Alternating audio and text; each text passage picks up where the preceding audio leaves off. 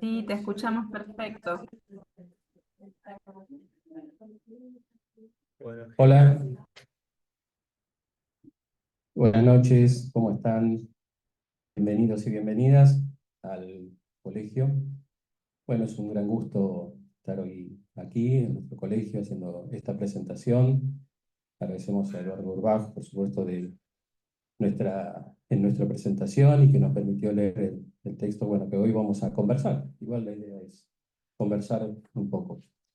Bueno, acá en el colegio una de las actividades que realizamos son las noches de psicoanálisis, que ahora las va a presentar formalmente mi colega y amigo Walter Martín. Bueno, ustedes saben que el colegio tiene muchas actividades que estamos realizando, ¿no?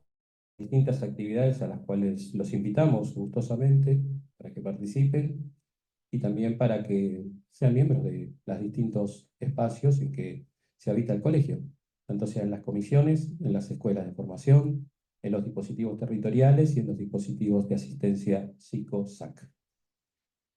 Es en todos los aspectos en que el colegio se lleva adelante con un programa político, social y cultural que tiene una vertiente hacia adentro, hacia los colegas, un trabajo con los colegas, pero también un trabajo hacia la comunidad. En los distintos dispositivos territoriales y las comisiones se trabaja fundamentalmente hacia lo que es el campo de lo social y la comunidad. Esto brevemente se va adelante. Y este año vamos a realizar por primera vez el primer congreso del Distrito 15, que va a ser en la Universidad Nacional de General Sarmiento el 30 de noviembre, para que justamente tengamos un encuentro de todos estos dispositivos en donde se van a presentar cada uno de ellos, cada una de las comisiones, cada una de las escuelas, cada uno de los dispositivos territoriales y dispositivos psico. Es un encuentro de gran conversación entre todos, como para justamente conversar, conocernos mucho más, porque somos un gran grupo de trabajo y la idea es concretar que sea un equipo, ¿sí? Siempre pienso que las instituciones tienen que conformar de alguna manera un equipo, que no sean una suma de partes, sino que conformen precisamente un equipo. Que haya articulaciones entre comisiones, entre dispositivos territoriales y comisiones, entre dispositivos psico y en las escuelas de formación. Esa es la política que nosotros llevamos adelante y que nos interesa. Por lo tanto, este primer congreso tiene por objetivo justamente establecer esta articulación colectiva de todos los espacios. Así que están todos invitados y con gusto. Esto va a ser el 30 de noviembre, desde las 9 de la mañana hasta las 3 de la tarde. Donde van a estar todos los lugares, los espacios representados, comentando cada uno dentro de esos espacios.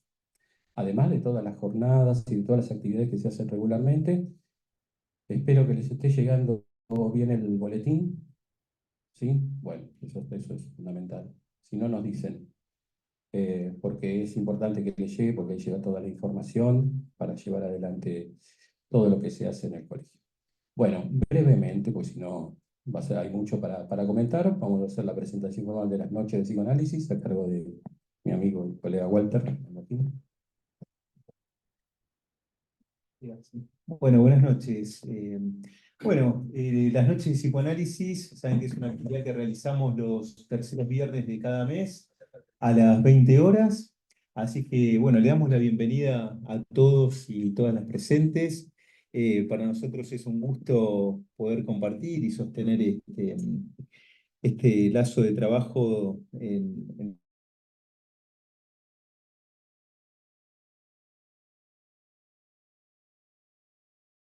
presentaciones. Esta noche lo tenemos a Eduardo Urbach haciendo la presentación bueno, vamos a presentar el libro, van a estar presentando Ricardo Mauro y Gabriela Moroso, y el libro es Saber hacer frente los ataques de pánico, abordaje clínico desde la perspectiva del psicoanálisis, ¿sí? Así que, bueno, vamos a tener el gusto de escuchar a los presentadores y escucharlo a Eduardo, y también el libro va a quedarse acá a la venta en el colegio seguramente. Así que bueno, vamos a comenzar y te paso el libro. Espera. Hay sillas del otro lado. Sí.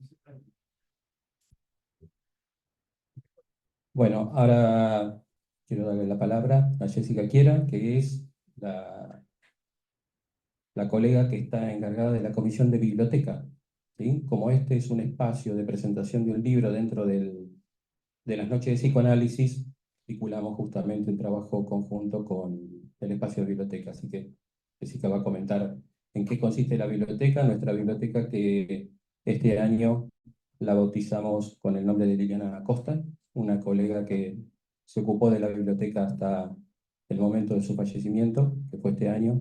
Así que nos pareció rendir un merecido homenaje llamando a nuestra biblioteca Liliana Acosta. Hola, buenas noches a todos. Bueno, desde marzo de este año estoy coordinando la comisión de la biblioteca, a la cual me acerqué de la mano de Lili, su antigua coordinadora, que bueno, un poco a partir de ella fue como el acercamiento a la biblioteca institucional, como una colega más, consultando, pidiendo información, pidiendo referencias, pidiendo bibliografía. Así que bueno, hoy por hoy la biblioteca va tomando forma nuevamente, es un lugar de consulta, de intercambio y bueno, de acercamiento de todas las producciones de los colegas hacia la comunidad de matriculados. Están invitados a conocerlas y a consultar. Bueno, muchas gracias. Muchas gracias, Jessy. Bueno, vamos a comenzar con la presentación. Después, cuando terminemos, en la sala de al lado, tenemos preparado un brindis con un aperitivo, copetín, o como quieran llamarle. Como corresponde a mi edad, ¿no? Llamarle esas cosas. ¿Solo tinte? Bueno. Bueno, yo les voy a comentar algunas impresiones del libro, que me gustó cómo está estructurado y qué tópicos va trabajando, porque justamente el término los ataques de pánico, como dice muy bien ahí el texto, aparece entre los años 80 y 90 y cobra mayor relevancia, particularmente en una época eh, muy clara, donde el mundo se vuelve unipolar. Digamos, a partir de la caída del muro, digamos, hay algo que justamente los estados de bienestar, garantes de bienestar, se transforman, caen y se transforman en estados técnico-administrativos. Una de las formas de reacción del sujeto, precisamente, fue con pánico, ante el ataque justamente de la caída de ese otro, que de alguna manera, ahora vamos a ver por qué Eduardo lo menciona también en el texto, algo de la caída. Este libro tiene una particularidad, ¿no?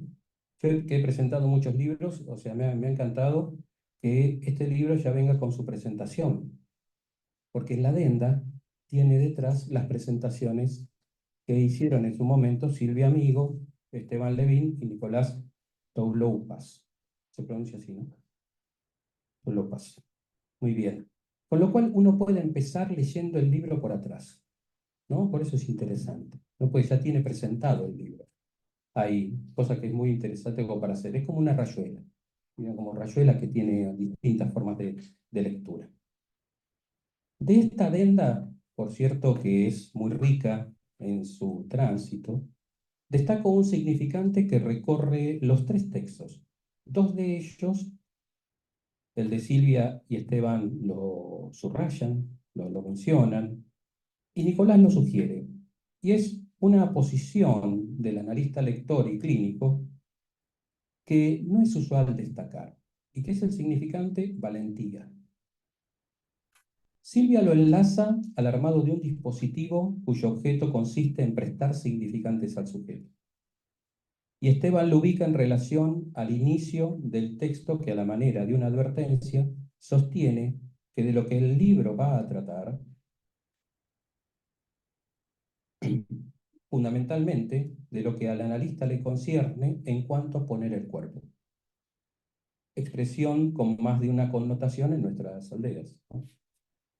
Nicolás lo sugiere, por lo menos así lo leo, que es el analista el que tiene la potestad, el derecho y la obligación de pensar si un fármaco es útil, no el psiquiatra. Muchos amigos psiquiatras no piensan lo mismo, les puedo asegurar. Y supongo que ustedes conocerán también, muchos que no piensan lo mismo.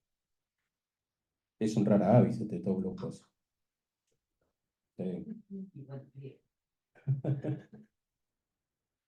Nos preguntamos entonces por qué sería necesario el coraje para argumentar la puesta en acto de un dispositivo, una intervención y una lectura de aquello que la clínica nos enseña bajo las marcas rabiosas de la época, ¿no?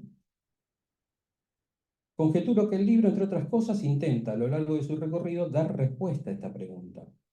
Por cierto que esta es una lectura que es la mía, ¿no? Y en este sentido, la riqueza de su desarrollo se encuentra, por lo menos a mi juicio, en que es un texto desobediente. Porque sin dejar de ser riguroso, puede hacer una lectura crítica del dispositivo clásico.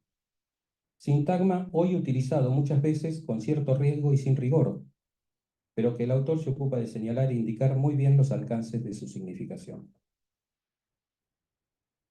El texto se ocupa de introducir una serie de herramientas, o por lo menos como leo, ¿no? Una serie de herramientas clínicas que solo es posible su construcción a partir de elaborar lo que desde el inicio nos señala con un saber qué no hacer, que si bien parte, con un saber qué no hacer, que si bien parte de un no saber qué hacer, por lo mismo, esto enseña la estructura de ese saber que no.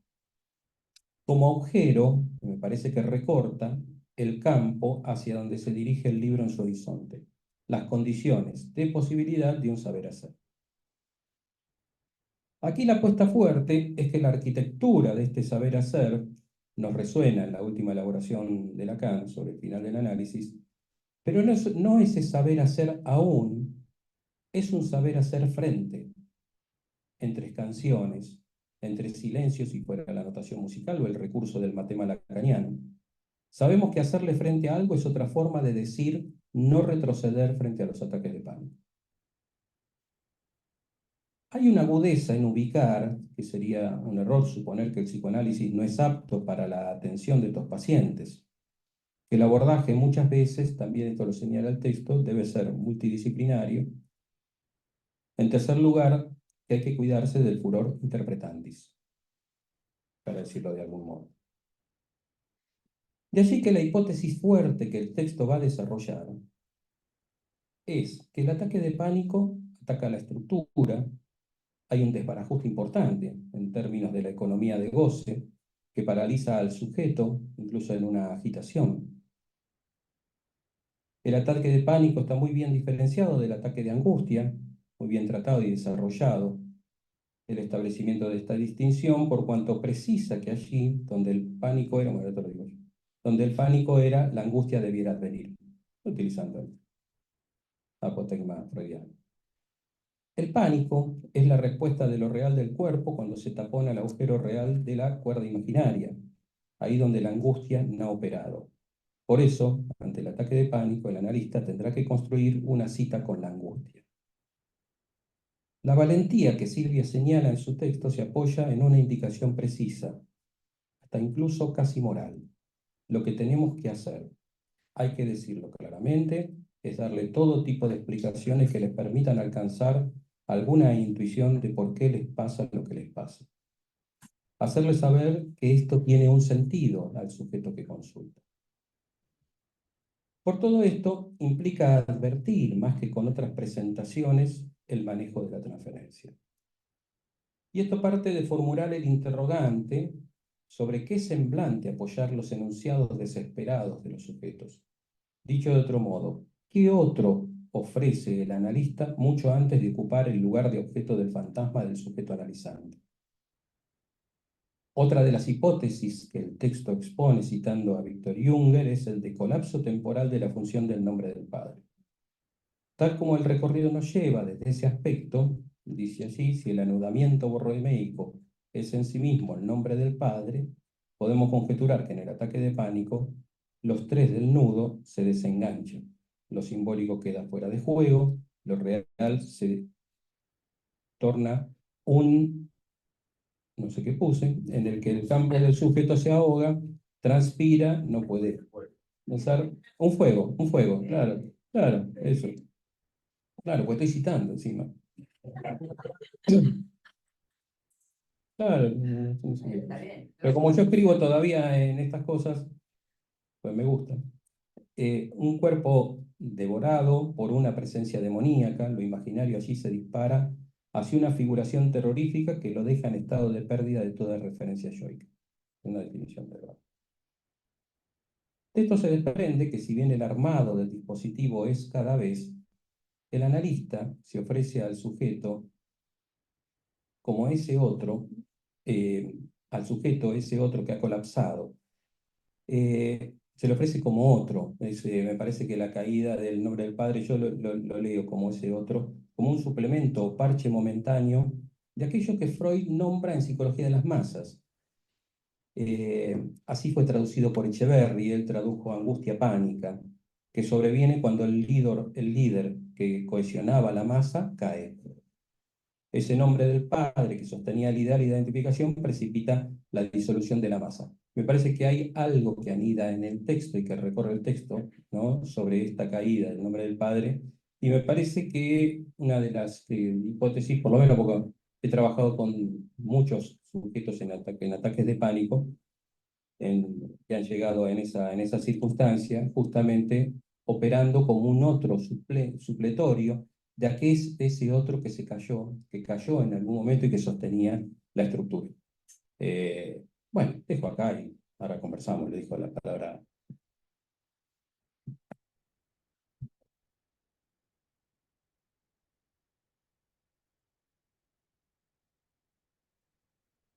Bueno, yo a diferencia de Ricardo, no anoté nada, para variar. Pero bueno, quería contar un par de cosas.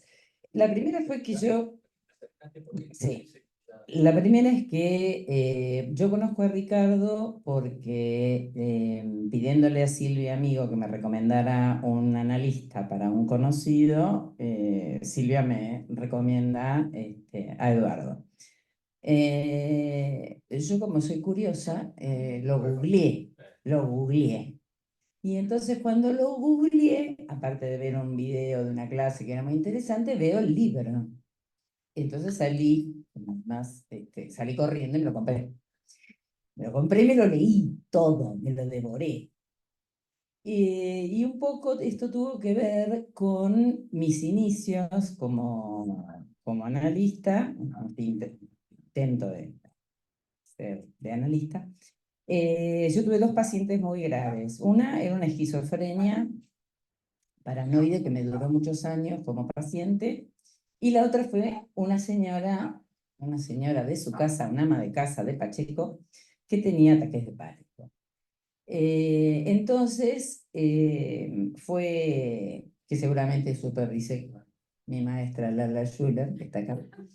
Lo interesante era que yo me daba cuenta, yo era muy chiquita, recién recibida, y yo me daba cuenta que no había manera de que esta señora pudiera asociar libremente, pudiera traer algo y realmente ya, como bien lo explica Eduardo en el libro, ya no podía, o sea, los ataques de pánico habían tomado tal peso que ya era un trastorno del pánico, o sea que no iba a ningún lado sola, creo que había logrado venir al consultorio porque era muy cerquita de su casa. Pero bueno, entonces yo me daba cuenta que eran infructuosos los intentos de intervenir como a uno le habían enseñado o como uno había transcurrido su propio análisis, digamos. Y bueno, empecé a hacer esto que bien dice Eduardo en su libro. Entonces, el placer mío de leer el libro fue, ¿no?, como cuando uno siente cosas que le pasan y alguien las pone en palabras y uno dice, wow, era esto, ¿no? Entonces, realmente el encuentro con el libro fue para mí muy placentero, y como hace ya 25 años que estoy acá en el colegio y los últimos 17 más o menos, no, 18, se cambió tantas veces de nombre que ya no me acuerdo cómo se llama. El taller, ¿qué es lo que hago yo? Ayúdenme, un grupo de investigación sobre las intervenciones del analista, me salió. Bueno, justamente, nuestro grupo de investigación, y acá tengo el placer de conocer en presencia a muchas de las participantes, justamente trabajamos esto. Lo que nos interesa sobre todo son las intervenciones del analista, y las intervenciones del analista en estos casos donde realmente uno tiene que inventar cada vez. Pero lo interesante del libro es que nos dice que con estos casos, o sea, nos ayuda a pensar estos casos en su particularidad, y si bien es un cada vez, hay ciertos lineamientos que podemos tomar y que el libro nos habilita justamente y nos enseña para poder ayudar a estos sujetos que eh, realmente tienen una falla en lo simbólico que les impide, que les ha impedido en su momento, en un momento originario, en un momento en su infancia, en la que pasaron por situaciones traumáticas, que esta es la hipótesis de Eduardo, ¿no? Que situaciones traumáticas que no pudieron ser simbolizadas, tanto porque el sujeto mismo no pudo eh, reconocer esa angustia de alguna manera y tuvo que desestimarla, o porque esas situaciones traumáticas fueron desestimadas por los adultos. Entonces esto queda ahí y queda por fuera del inconsciente, uno podría decir, y que somos nosotros con nuestras intervenciones y con nuestro poder a ese apremio de estos temblores, de este sentir que se mueren, ¿no? Somos nosotros los que vamos a intentar prestar los significantes necesarios para que estas personas que vienen muchas veces derivadas por los médicos y que no vienen o no creen en una causalidad inconsciente de lo que les pasa, puedan empezar a, bueno, a situarse, empezar a tener los bordes necesarios. Acá hay una frase muy linda que por supuesto no la voy a encontrar, donde habla de, vos lo debes saber porque vos lo escribiste, enmarcar la escena, hacer, digamos, hacer un borde en esta escena, digamos, donde este real del cuerpo impide pensar y pensarse, y tenemos que convencerlos en un inicio que esto que les pasa es algo que tiene una causa, no van a morir siendo panicosos, digamos, y que los podemos ayudar. El libro tiene, o sea, yo se los recomiendo, como ya se los recomendé, hay mucha gente acá que ya tiene la versión anterior, así que va a leer en esta nuevas aportaciones muy interesantes. Hay una definición muy linda del semblante, así que búsquenla. Y también es muy interesante, digamos, justamente esto, que es la dificultad de estos casos.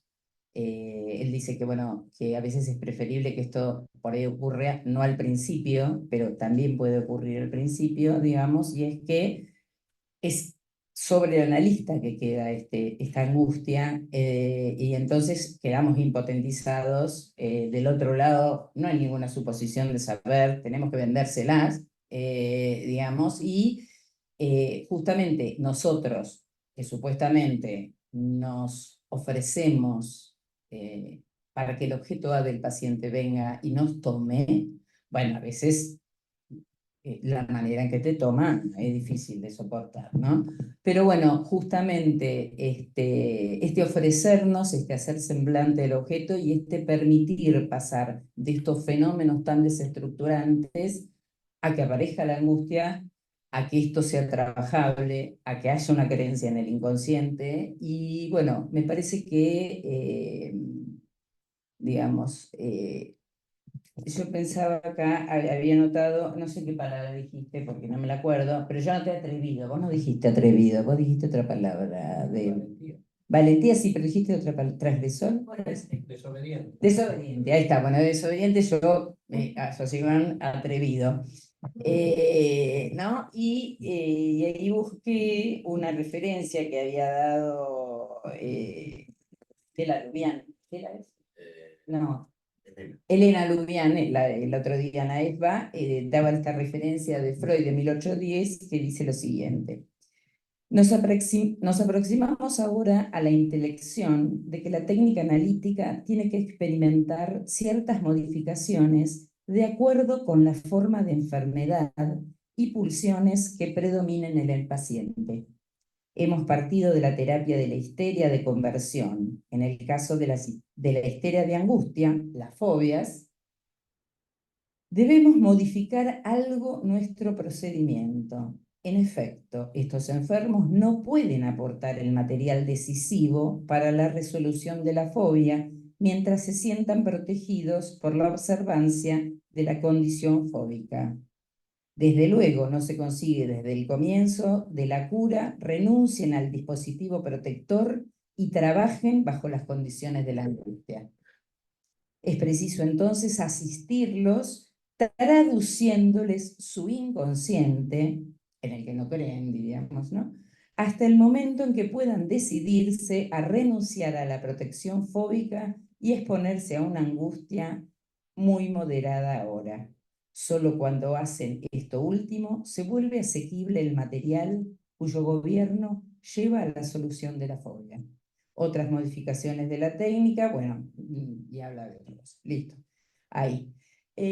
Bueno, no sé si más o menos ya estamos para que le puedan preguntar a Eduardo lo que quieran. No sé si Eduardo quiere comentar algo. Y a ver si había marcado tantas cosas. Pero bueno, no, me parece que acá es un buen punto y bueno, les paso la palabra. Les paso, no. Bueno, muchísimas gracias, gracias por la invitación, gracias Ricardo por leerme, Gabriela, vos decías esto de encontrar en un texto eso que uno dice, bueno, yo digo, uy, qué bueno encontrar que a uno lo han leído. Y vamos más bien me interesa a conversar. Yo nada más señalo un par de cositas antes. Eh, Una, como siempre son interesantes lo que cae, ¿no? Los lapsus. En la presentación cayeron los guiones, ¿no? Y los guiones estaban por algo, ¿no? El libro yo lo titulé y fue motivo de polémica, porque no fue la primera vez que me sacaron los guiones. También el editor en su momento me sacó los guiones. No, vos lo mencionás, vos haces mención, pero en el flyer, no sé, el que me llegó a mí, lo pusieron, no, pero a mí no me llegó. Bueno, en el primero caen, ¿no? Y yo a propósito puse saber hacer frente, ¿no? Porque vale tanto para saber hacer, fórmula lacaniana, frente a los ataques de pánico, como que se puede leer como saber hacer frente, ¿no? Pero, un jueguito de palabras que me divirtió, pero que sirve para ubicar algo de que están en juego las dos cosas, ¿no? Eh, Algo más quería decir antes de invitarlos a hablar. Bueno, me han dicho atrevido, valiente, desobediente. Bueno, ¿qué más se puede pedir? Gracias. ¿Te parece? Eh, Muy interesante lo del panic attack. Yo lo digo en un momento, que el ataque de pánico, bueno, no lo digo así en el libro, pero como lo mencionás, ¿no? El pánico ataca la estructura, por eso digo, está bueno decirlo en inglés, ¿no? Panic attack, el pánico ataca la estructura, ¿no? Eso me gustaba cuando se lo dice en inglés. Eh, Interesante lo que vos ubicás ahí como caída del otro, haciendo esta articulación con psicología de las masas. Yo no lo menciono, pero me pareció muy muy pertinente. Víctor Jünger en su momento, que fue el primero, y si ahora aprovecho para tomar esto que vos decías, eh, que tuviste la suerte que yo no tuve de encontrar en el texto, aunque vos tampoco la tuviste al principio, te las habrás arreglado como pudiste. Eh, ¿Yo cómo llego a esto? La verdad que ponerse a atender pacientes con ataque de pánico no es lo más interesante que me ha pasado en mi carrera, en mis más de 30 años de clínica. Pero bueno, un día empezaron a llegar a mi consultorio, yo comento allí, y no tenía la menor idea de... Es más, yo en mis años de facultad, yo cursé la facultad en los 80 y no escuché la palabra ataque de pánico ni una vez en todo el tiempo que cursé. Por primera vez la escuché allí por los 90 muy al pasar, pero la primera vez que me llegaron pacientes de ataque de pánico realmente no sabía qué hacer. Por eso empiezo el libro diciendo que al menos sabía lo que no hay que hacer, ¿no? Que me parece que es algo muy importante cuando al menos uno no sabe qué hacer, saber lo que no hay que hacer para no hacer una intervención iatrogénica y evitar dañar, ¿no? Como es el primer juramento hipocrático, ¿no? Y bueno, y que lo que no había que hacer era interpretar, apresurarse a interpretar los fenómenos que se presentan en el cuerpo como si fueran conversiones histéricas, ¿no? Que es en realidad lo aprendo como lo aprendo allí, lo cuento en el libro, porque no lo cuento todo, porque quiero mucho al colega que cometió ese grave error, pero todo empezó porque yo atendía a una paciente que me pidió una derivación para su hermana que sufría ataques de pánico. Yo hago la derivación a un amigo, colega, y después me vuelve que había sido un fracaso y que esta persona estaba enojadísima. Y entonces, y estaba terriblemente desesperada por lo que le estaba pasando. Entonces, bueno, le digo a mi paciente, bueno, decirle a tu hermana que me llame y veré de hacer una nueva derivación, pero mientras tanto, para contenerla. Entonces viene y me cuenta, claro, que lo que le pasó fue que este analista, cuando ella le contó que tenía sudoraciones, bueno, distintos síntomas somáticos, le pregunta un poco por qué había llegado tarde. Le dice, no, llegué tarde porque mi hija, que tiene problemas neurológicos, sufre sudoración, y le dice los mismos síntomas de los cuales dice ella. Y el analista le lanza una interpretación como si esto fuera una identificación histérica con los síntomas de la hija. Ella se fue furiosa, ¿no? Y yo ahí aprendí lo que no hay que hacer. Bueno, y ahora conversemos.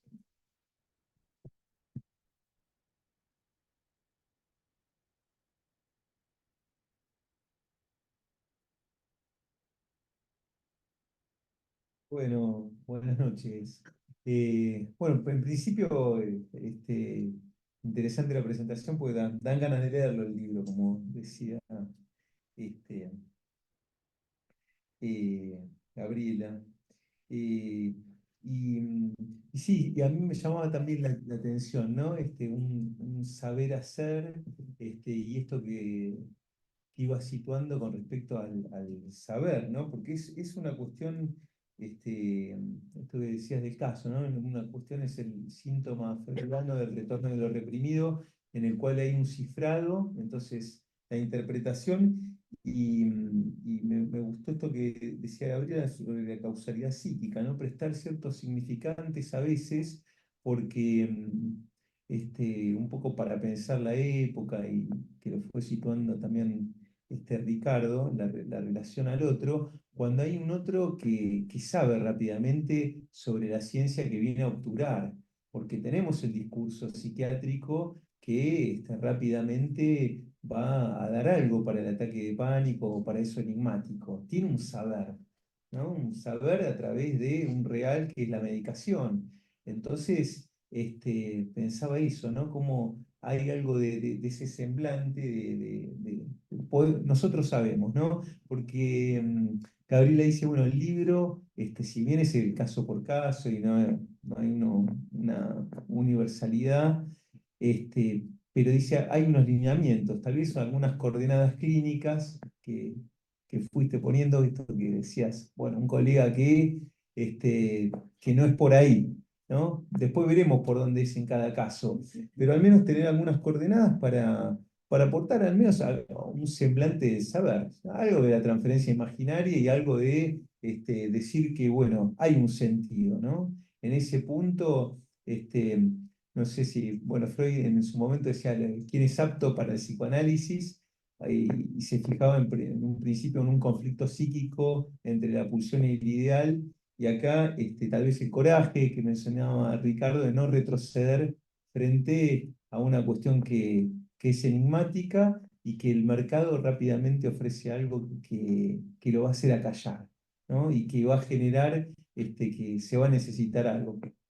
Bueno, nada, esto para hablar un poco y... Ah, perdón. No, dale, adelante, adelante. Pasamos al micrófono. Sí, sí, sí, sí. No, esto que te quería contestar a esto el capítulo que nombraba Ricardo de Nicolás Toulupas y dice algo que tenemos, claro, por un lado tenemos el psiquiatra que te va a medicar porque vos tenés ataque de pánico y te va a medicar a la letra, digamos, por el catálogo de cómo se medica el ataque de pánico. Y por otro lado está lo que decía Nicolás Toulupas en el libro y lo que creo que todos nosotros o sea,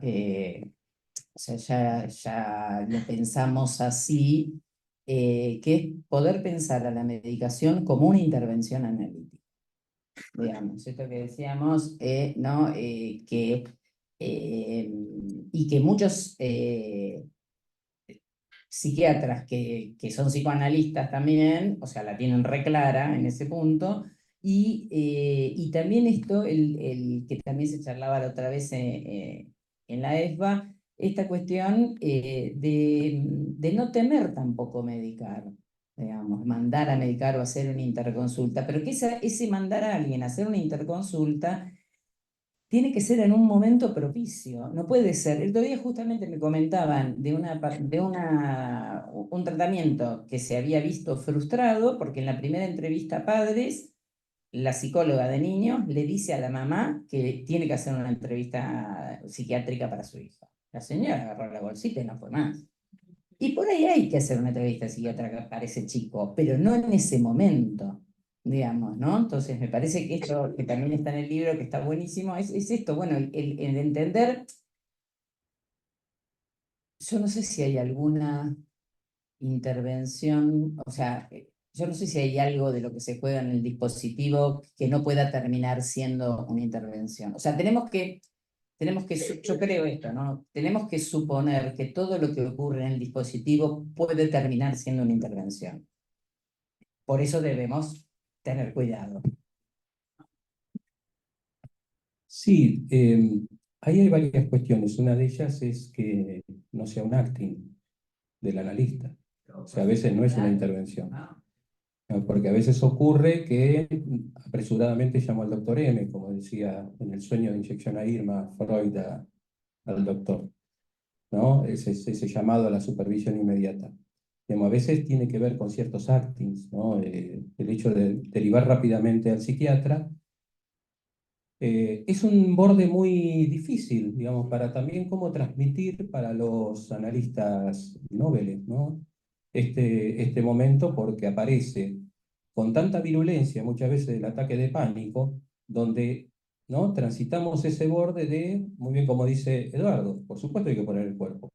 La primera parte del cuerpo que hay que poner es la oreja, eso es fundamental, que es la nuestra, ¿no? Después poner el cuerpo significa sostener y ser soporte de la transferencia que se origina en alguien que viene y está en una agitación exasperante, porque está totalmente inmovilizado, ¿no? No sé si han escuchado, se han encontrado seguramente, ¿no? A mí me ha pasado en el hospital, la experiencia que yo tuve en el hospital, que la pude hacer en el hospital y no la pude hacer en el consultorio porque es inviable, que en los ataques de pánico yo lo que hacía es citar al paciente todos los días. Entonces el paciente venía todos los días. Entonces se enmarcaba, digamos, dentro de este otro que uno le podía ofrecer. Al cuarto día, cuando ya lo citaba al día siguiente, me dice, ¿por qué tengo que venir mañana? Y yo ahora me siento un poco mejor. La transferencia imaginaria, sugestiva, funciona rápidamente y empiezan los síntomas a ceder. en algunos casos donde seguramente, digamos, el paciente no llega en un sufrimiento insoportable que uno no está dispuesto a hacerlo pasar. Ahí sí, como dice Eduardo muy bien, hay que hacer la interconsulta.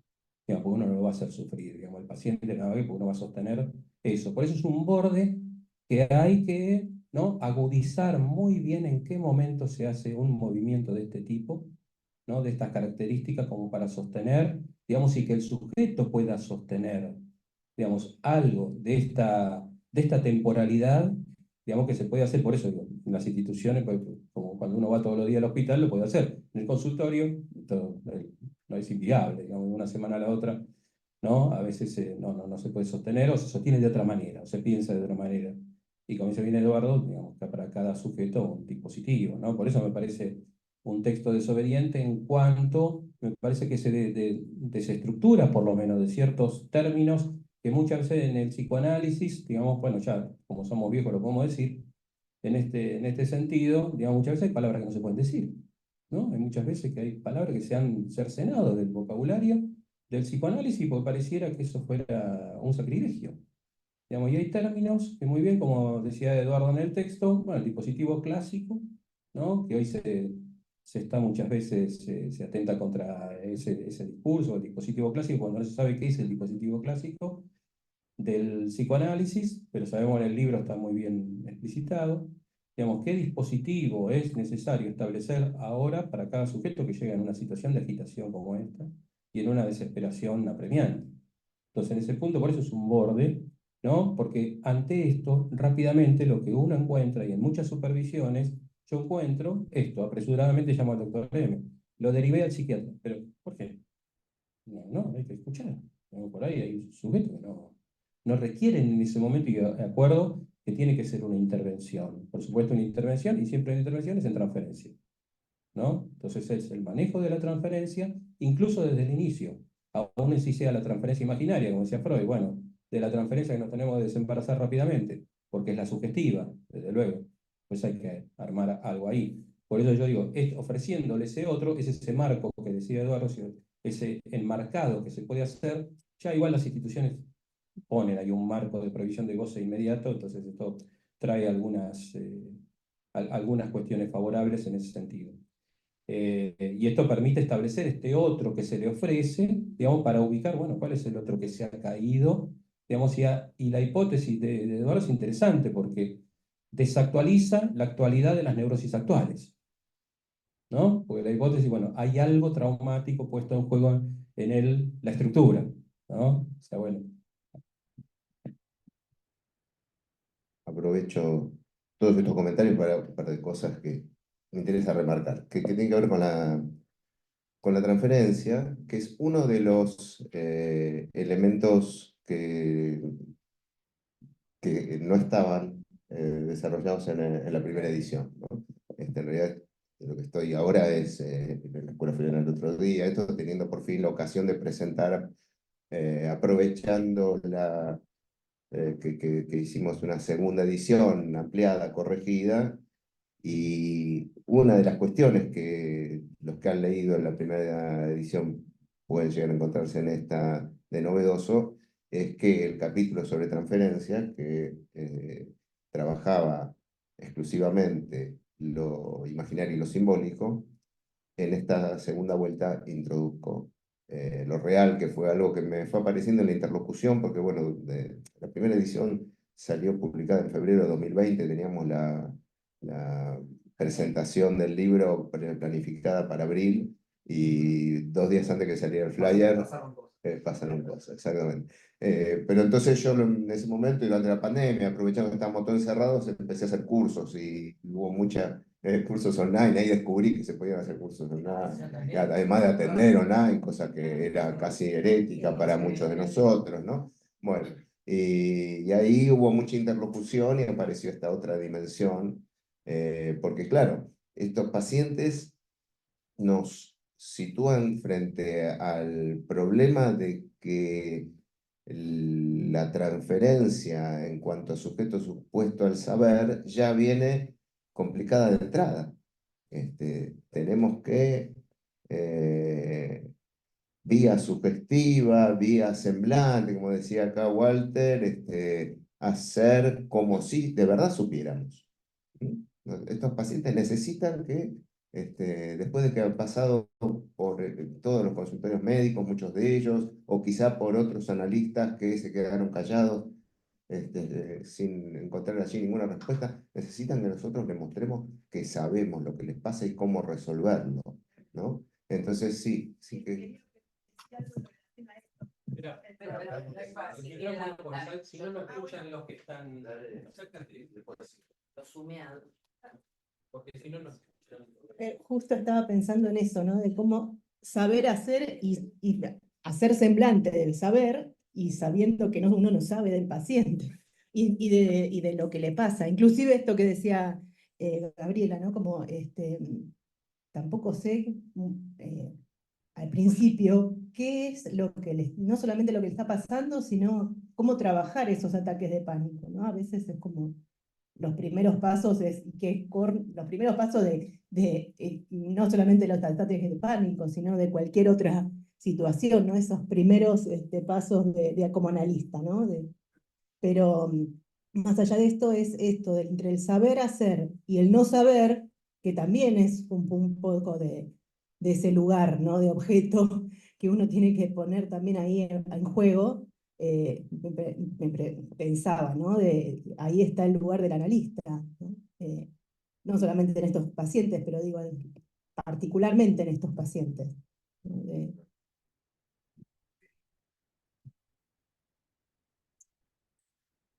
Ya pasó el micrófono, pero bueno, gracias a lo que estabas diciendo, porque me hizo acordar. Yo dije, bueno, en realidad yo ya tenía una experiencia de esto, porque yo hice hace muchos cuantos años mi concurrencia en el Borda, ¿no? Y ahí a los concurrentes nos pasaban lo que se llamaba en ese momento, no sé si se seguirán llamando igual, los caños. Sí, están los caños. Los derivadores a los colegas de ciertos años les pasaban los que tiene tela de análisis, después lo vas a poder pasar a privado. A los novatos recién salidos de ahí nos mandaban los caños, ¿no? Y ahí eso fue una experiencia de una enseñanza extraordinaria, porque nosotros aprendimos que, parafraseando aquello, aunque no lo veamos, la transferencia siempre está, ¿no?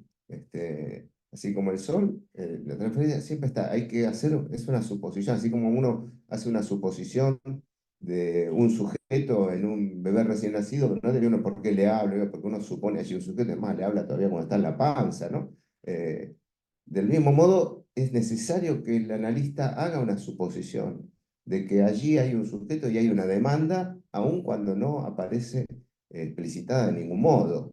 Es más, puede aparecer hasta rechazada o agresivamente, ¿no? Uno muchas veces recibe una demanda hostil, ¿no?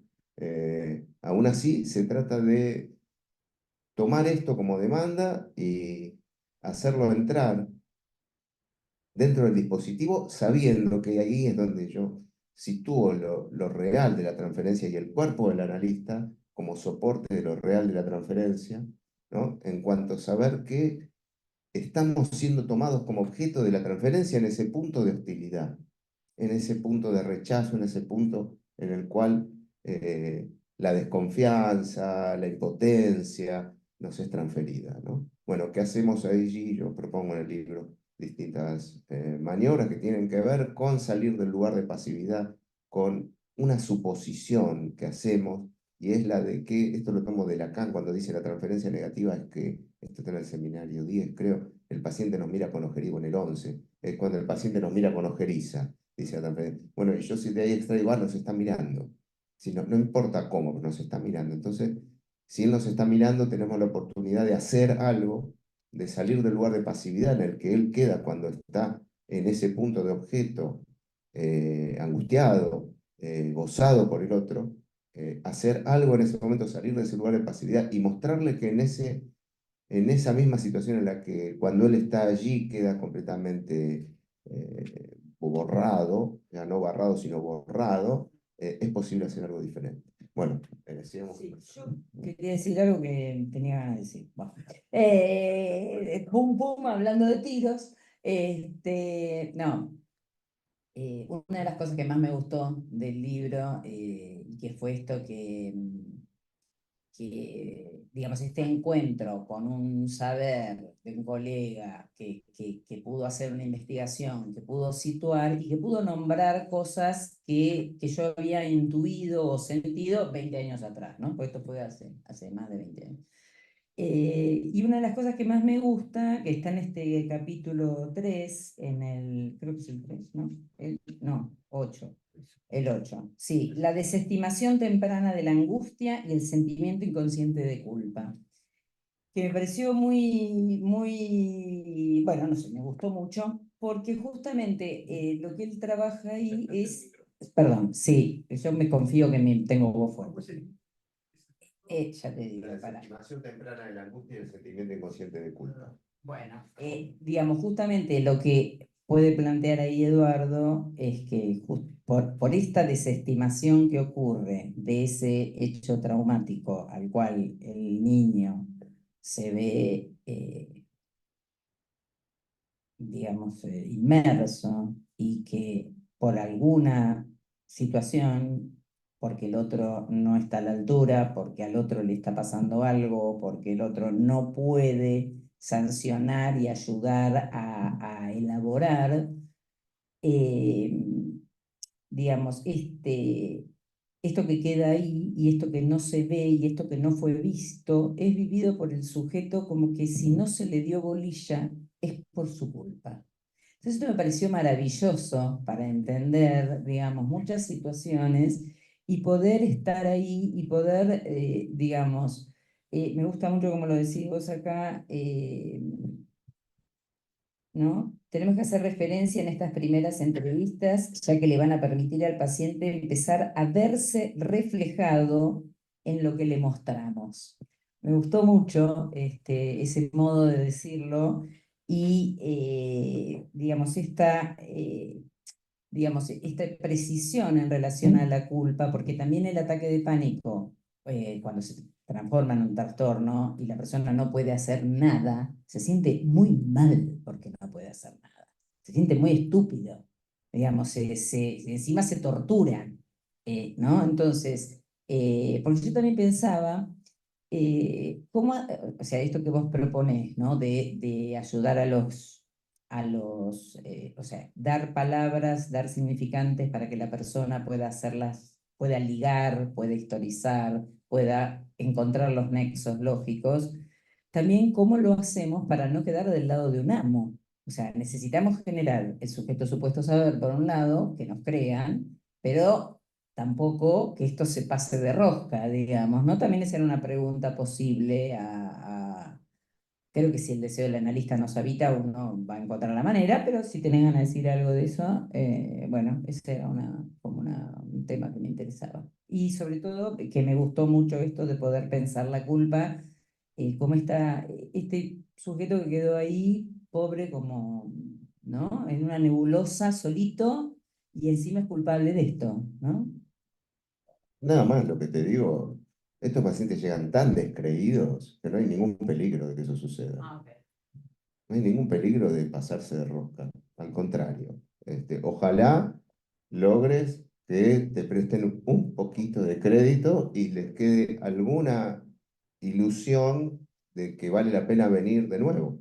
Es lo que yo digo, no pasan de la segunda entrevista, sino si uno no logra en esa primera entrevista con estos pacientes convencerlos de alguna manera de que uno sabe acerca de lo que les pasa y que va a poder ayudarlos, olvídate, no vuelven. Sí, por eso es el discurso que prima inicialmente, es el discurso amo, digamos, porque es el que le promete que algo va a marchar. Digamos, es el primer semblante que uno tiene que hacer, que es lo que plantea Eduardo en el texto, ¿no? Me parece que este otro que uno le ofrece es algo justamente de este discurso. Después, pero siempre, por supuesto, funcionando desde el deseo del analista, ¿no? O sea, desde ahí, digamos, no el discurso amo puro, ¿no? Encarnado, ¿no? Sino semblanteado, que es distinto. Me parece que esto es justamente para después hacerlo girar a los otros discursos, como tiene que ser todo análisis, con los cuartos de vuelta hacia los distintos momentos de un análisis. Pero el inicio, que puede llevar mucho tiempo, porque fíjense que los pacientes no dejan de hablar, o sea, lo que vienen a relatar en primer momento, ¿no? Cada vez es la agenda de lo que les pasó. Hoy me sentí tal, me sentí así, hoy no me sentí tan agitado, transpiré menos o transpiré más, ¿no? O sea, cuentan en una y otra y otra y otra, ¿no? Eso es, por eso, y eso, sostenerlo, ¿sí? No es tan, termina siendo o aburrido o espantoso, entonces, por eso decía, cómo hacer frente es justamente poner el cuerpo en este sentido, ¿no? Soporte de la transferencia con el cuerpo también.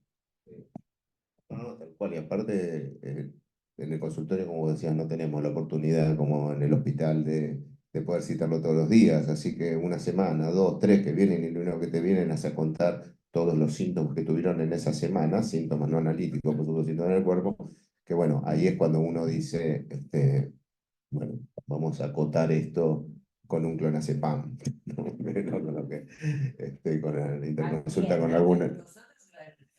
No, es de esperar que al paciente, pero bueno, a veces nosotros también.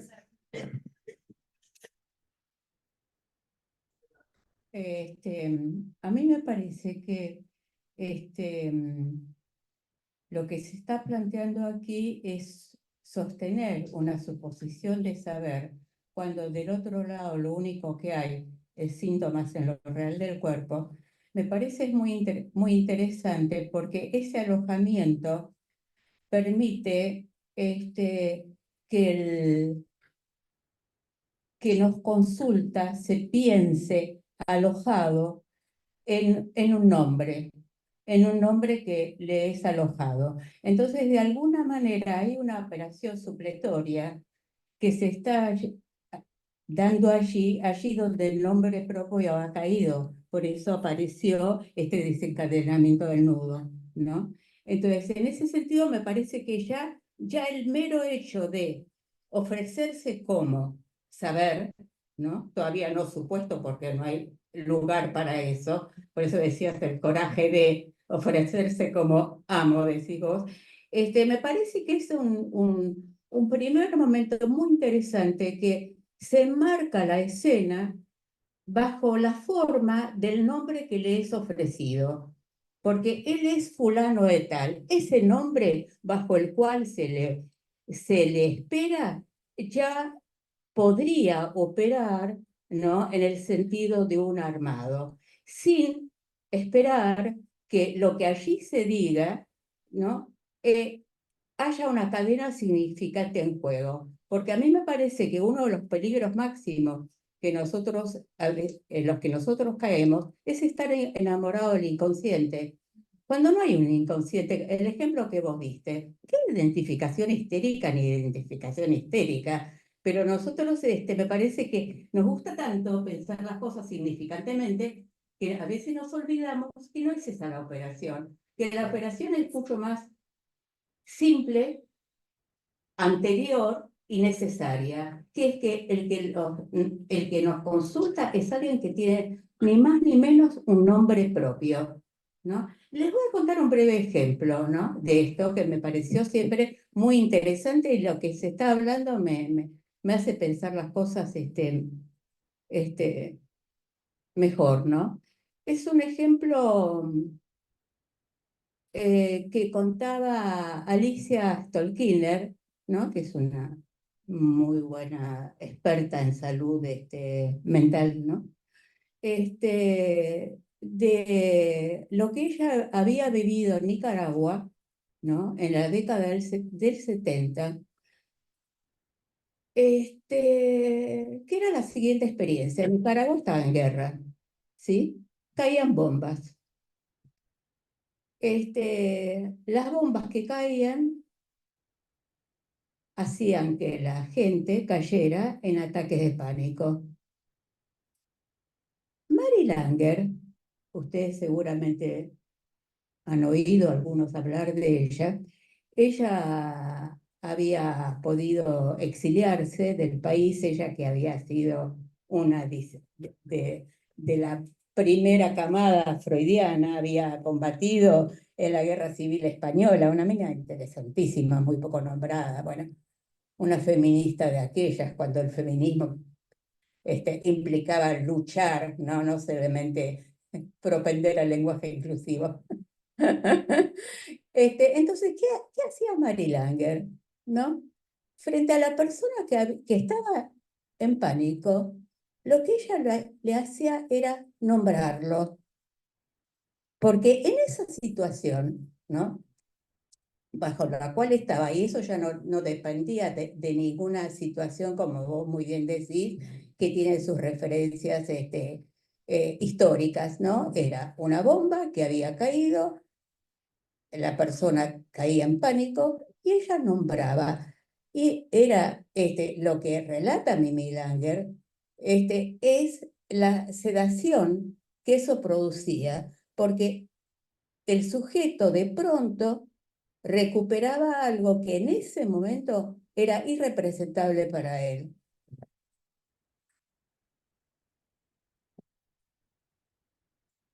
Gracias, interesantísimo. Y aprovecho para hacer un comentario nada más sobre la distinción diagnóstica, ¿no? Que yo en el libro, una cosa que me propongo es clarificar a qué llamamos ataque de pánico, porque hoy día se llama ataque de pánico a cualquier cosa, ¿no? Lo que vos ubicás muy bien es, en realidad, el pánico propiamente dicho. Alguien que sufre, por eso se entendió perfecto tu distinción, pero en un momento decís sufren ataques de pánico. Claro, es verdad, sufren ataques de pánico, pero cuando tratamos de ahora ubicar la diferencia entre lo que llamamos diagnósticamente ataque de pánico, es justamente porque tienen los mismos efectos el fenómeno de aquellos que sufren una situación de pánico real frente a ninguna situación real que lo amerite, ¿no? Entonces por ahí están durmiendo y en mitad de la noche se despiertan con palpitaciones, me estoy muriendo de un ataque cardíaco, ¿no? O en pleno día porque se subieron a un subte y les pareció que les faltaba el aire, ¿no? Muy distinto si te están cayendo las bombas encima. Ahí el pánico tiene toda su razón de ser, ¿no? Es decir, como una operación Claro. nombrante, que Claro. es lo que hace ligar. Perfecto. ¿No? Pero en última instancia, el golpe sobre el cuerpo es similar, porque lo que hay es una brutal descarga de adrenalina, como si estuviera en una situación real de pánico, ¿no? Yo me voy acordando de a poquito con esto que decís, que con aquella paciente, yo me acuerdo que ella venía y me decía, no, porque hoy, ayer a la mañana, bla, bla, bla, bla, bla, bla". Yo decía, algo pasó. No pasó nada, algo pasó. Sí, algo te tiene que haber pasado. Y una música, un sonido, oliste algo. Yo parecía una loca, ¿no? Insistiéndole hasta que fue muy interesante, hasta que logramos, después de un montón de tiempo, situar el primer ataque que había sido cuando ella iba en el colectivo, en un lugar que había 5 esquinas y una vía de tren, iba a decirle a su madre que nuevamente estaba embarazada a los 37 años, lo cual era una cosa espantosa para su vez, para ella, porque indicaba que ella y su marido todavía mantenían relaciones luego de haber tenido 3 hijos. ¿No? Entonces, después esto remite a otra parte de su historia muy interesante, donde sí aparece justamente la escena infantil de esta desestimación y esta soledad y todo, pero bueno, me acordaba justamente de esto de como loca insistirle, algo pasó, vos no te das cuenta, vos no lo encontraste, pero algo pasó. Bueno, buenísimo, me voy acordando de cosas. Esto Freud lo llamaba la ecuación etiológica. Y es una de las cosas que yo incluyo en esta segunda edición detalladamente, ¿no? Que Freud dice, la ecuación etiológica son 4 elementos, tiene que haber habido algo que del orden de la condición, la causa específica, la causa concurrente y el factor desencadenante. Dice, el factor desencadenante puede ser totalmente trivial, nimio, y uno dice, pero no pasó nada como para, bueno, pero es un factor desencadenante que se enlaza con todos los otros 3 factores, ¿no?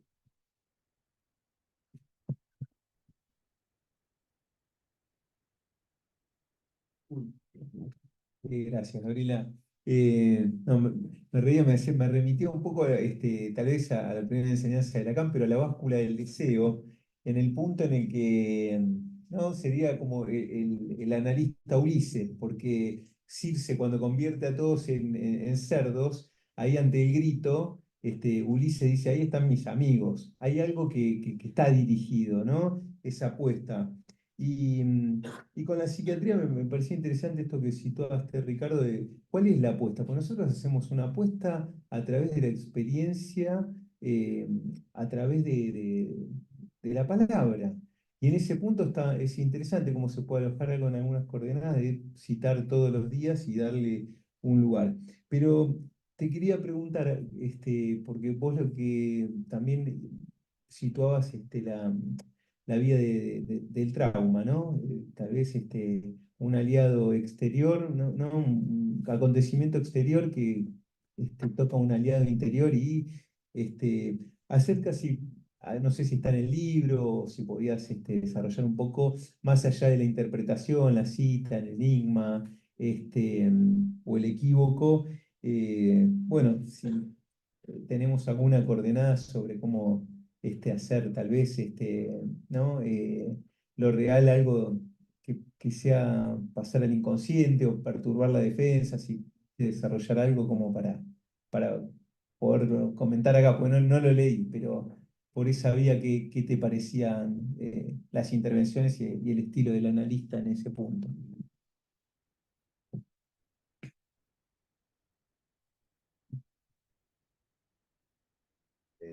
Bueno, en relación a las intervenciones del analista, lo más herético que yo pongo, escribo, propongo, es que contra toda la formación que como analistas tenemos, y por eso dedico todo un capítulo que es una especie de caución en términos jurídicos para que no me coman crudo, desde la heterodoxia analítica, recuerdo que sí, que tengo presente que Lacan nos enseña que los efectos solo también en ausencia de la causa, es decir, que tenemos que, como analistas, siempre vaciar en lugar de la causa. Bueno, pero con estos pacientes tenemos que empezar por restablecer los parámetros elementales, causa-efecto. Los efectos que ellos viven tienen que tener una causa. ¿Mm? No vienen de la nada, ¿no? Y entonces eso cómo se logra haciendo todo lo contrario de lo que nos han enseñado a hacer, que es dando explicaciones. ¿Mm? Estos pacientes demandan desesperadamente explicaciones. Y así Elena lo remarcaba el otro día, y yo digo, pues bien, hay que dárselas. Por favor, estos pacientes necesitan que les expliquemos por qué les pasa lo que les pasa, porque no entienden porque no se están volviendo locos, no se están muriendo, pero entonces, ¿por qué? Bueno, hay que entender, entonces ya cada uno, de acuerdo a más o menos lo que alcanzo a pescar de dónde vienen, por ejemplo, si es alguien que tiene alguna formación técnica, un mecánico, entiende algo de electricidad, y bueno, le hago la metáfora de la instalación eléctrica, ¿no? Le explico que si en una instalación que está preparada para 2 aires acondicionados, uno le pone 4 o 5, va a saltar la térmica. Si uno quiere hacer, entonces, ¿qué hace? Llama al electricista, hace reforzar la instalación y ahora sí aguanta 4 aires acondicionados. Si uno quiere hacer lo mismo con el cuerpo, no va a funcionar porque el cuerpo no se puede reforzar más y más y más. Si bien hay corrientes que propondrían eso, ¿no?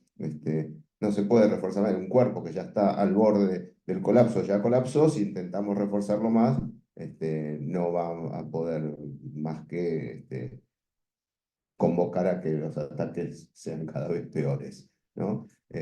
O bueno, si es una ama de casa que sabe cocinar, le hablaré de lo que es una olla a presión y cuando salta la tapa, o cuando es un dique que se fisuró, ¿no? Cuando hay un dique fisurado, si uno lo parcha, empieza a rajarse por otros lados. Bueno, estas son las metáforas que intento utilizar para dar explicaciones de la fenomenología del fenómeno. Empiezo por ahí.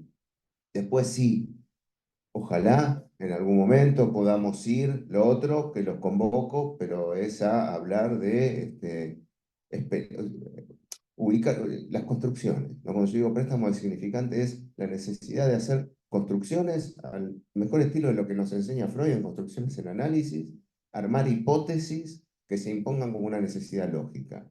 Vos debés haber pasado momentos muy terribles en tu infancia por los cuales debes haberte angustiado tanto que dejaste de angustiarte. Bueno, sí, qué sé yo, cuando mi papá se fue, cuando yo tenía 9 años, durante 2 años, ¿no? Pero bueno, nos acostumbramos y mi mamá se iba a trabajar todos los días, yo me quedaba cuenta a mi hermanito, es un caso que cuento ahí, ¿no? Y me lo contaba como si fuera algo que, bueno, que sí, parte de la vida, ya está, ¿no?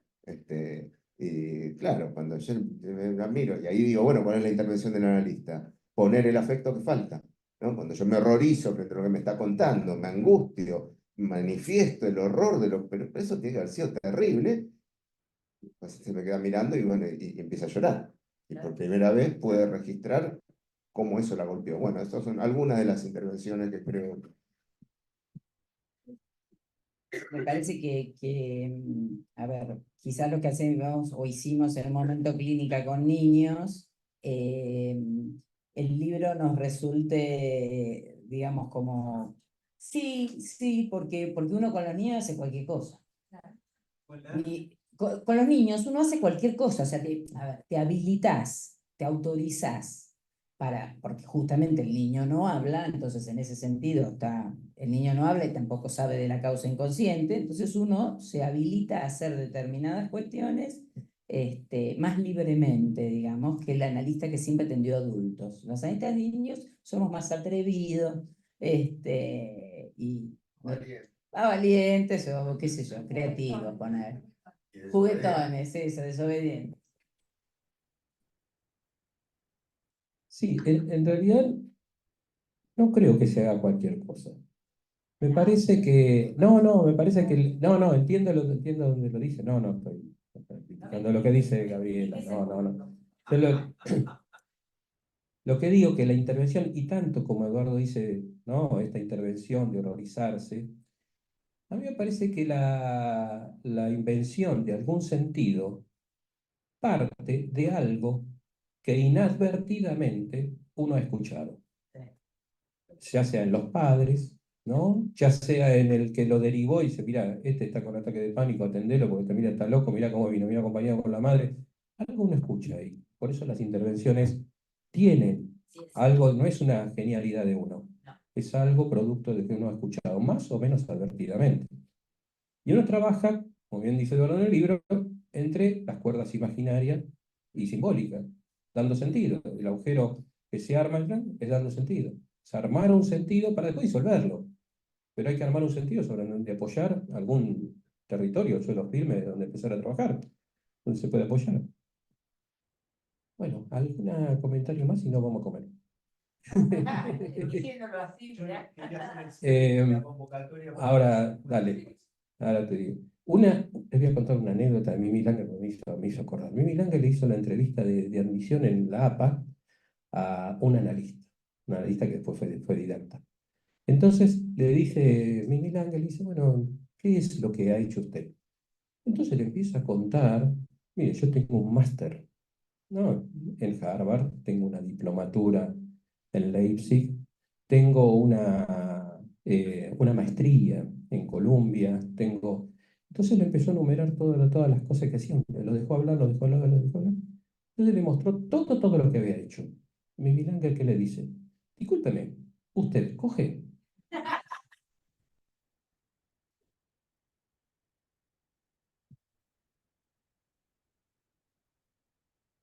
Bueno,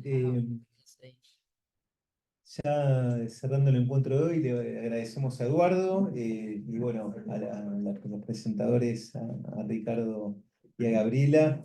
Es saber hacer frente a los ataques de pánico, abordaje clínico desde la perspectiva del psicoanálisis. Así es que va a estar en el colegio, están invitados aquellos que están de manera virtual y quien guste, bueno, van a poder adquirir algún ejemplar. Así que bueno, muchas gracias Eduardo y tenemos los libros para el que quiera, ahora podemos ir a comprar. Yo también voy a adquirir alguno que la verdad que me causó escucharlo a Eduardo y a quienes presentaron. Bueno, también quería aprovecharlo para convocarlos. El 18 del 10 tenemos otra noche de psicoanálisis Vamos a presentar el libro de Darío Galante, La salida de las toxicomanías, ¿de qué nos libera el consumo? ¿Sí? Así que los invitamos a quienes quieran a la presentación, que va a ser el 18, tercer viernes de octubre, 18 del 10 a las 20 horas. Bueno. Bueno, muchas gracias, Eduardo. Gracias a ustedes. Gracias. Gracias. Ha sido un placer enorme. Gracias, Gabriela, especialmente por la organización, Ricardo, por la lectura, y a todos ustedes por estar aquí. Y a Yadia, que vino acá a cubrirlo, periodista de Clarín, que nos ha honrado hoy con su presencia, haciendo la cobertura periodística.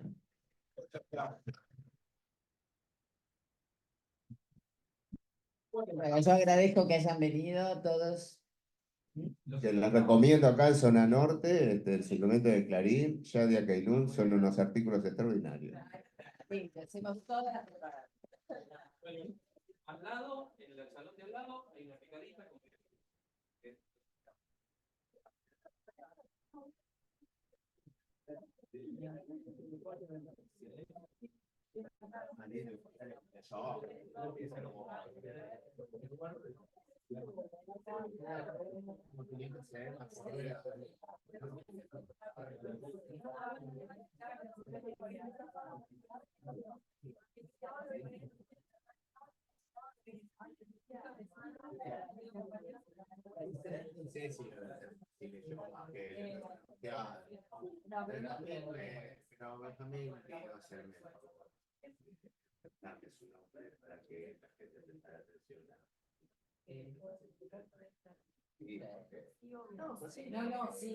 Porque yo cambié la fecha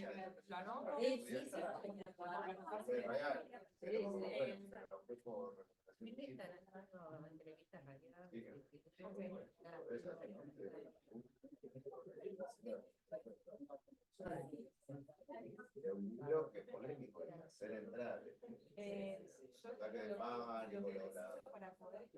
el grupo, todas esas cosas, la escuela freudiana. Me tiraba al lado, uno de los socios son fundadores, como bueno, de la escuela se agotaron las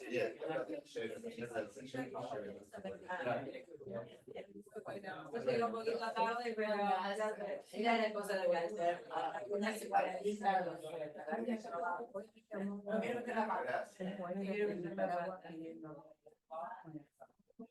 La entrevista.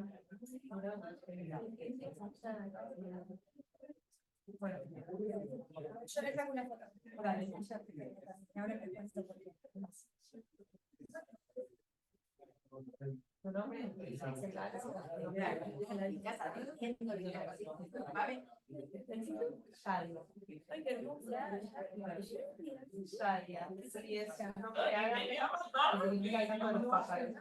Ah, bueno, de ahí al Brasil no es nada.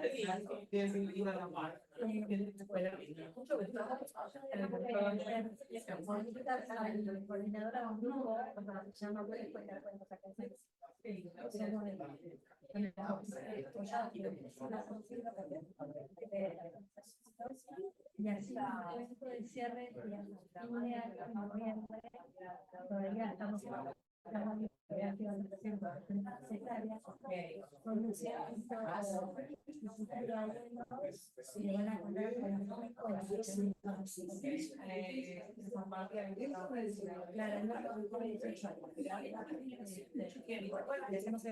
cierre, quizás para nada, para publicitar el evento. Hacer en la plaza de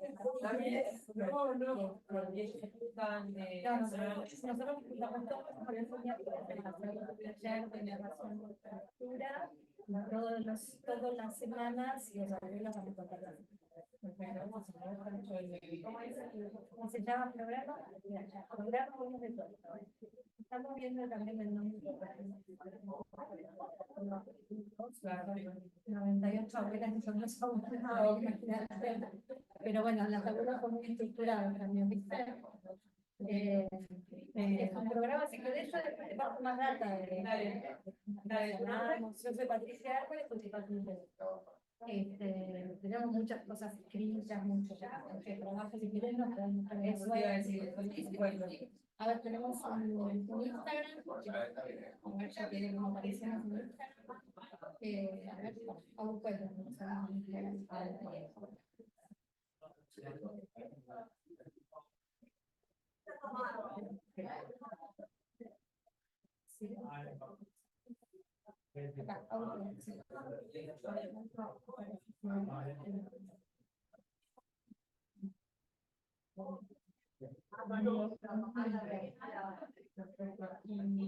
Vos pedís coordinadas. Yo soy una de las coordinadoras, sí. Estamos tres. Sí, 11, 52, 53, 99, 93. Yo soy Martínez, pero bueno, el programa funciona en San Isidro, en la Casa de la Cultura de Belgrano. Bueno, estamos en muchos años. Estamos en pandemia, también, para ir a ver dónde sí, claro, bueno, sí, bueno, sale, sí, buenísimo. Bueno, dale.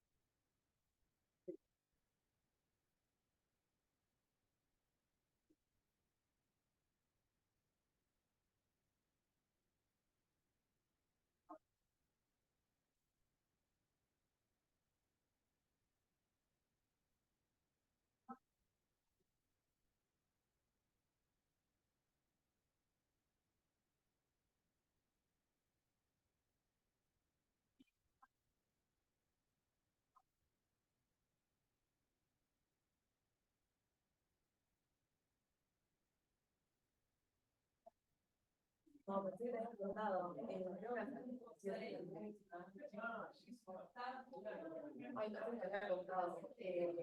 Antes de llegar al capítulo, estoy ahora en este momento a la presentación de un libro público.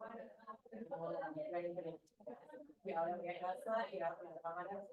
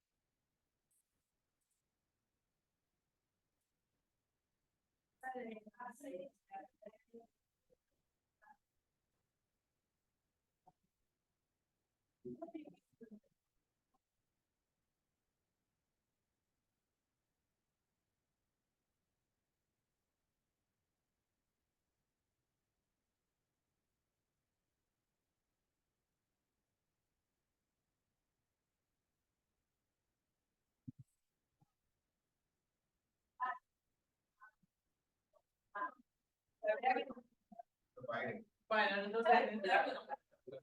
En realidad sí lo pagué. De otra manera, pero Lo pagué todo. Lo pagué. ganado, sentado, pero Ahí con el sí, cajón. ganado, pero sin esto. Va, no sé si se podrá mover un poco. ¿Qué cosa? Va, creo que si se para acá lo van a tapar el. Sí, lo tapan. Sí. ¿El cartel? No, no lo tape, justamente. No, no, en el sillón. Ah, el sillón, sí, espera. ¿Cuál?